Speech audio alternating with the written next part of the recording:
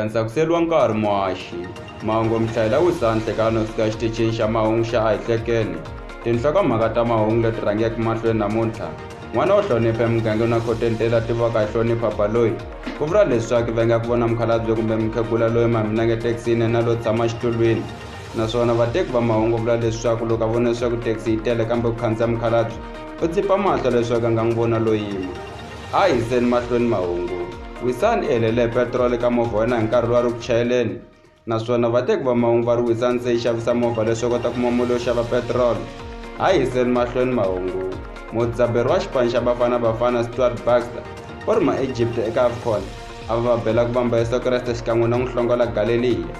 a hi yiseni mahlweni mahungu khale ka president wa Afrika-Dzonga Jacob Zuma a jikajika hi tinongana henhla ka mpandla ya yena leswi swi humeleke nhlengeletano wo burisana hi ta vulawuri bya mfumo hi swiyenge swa le tlhelo naswona vateki va mahungu vula leswaku tinongana jikajika hi nkarhi lowu Zuma nga ehleketa thyaka kasi hi tlhelo va vula leswaku Zuma u ri va ni ntshembo leswaku tinongana leti nga ka ti nga lumi inkomu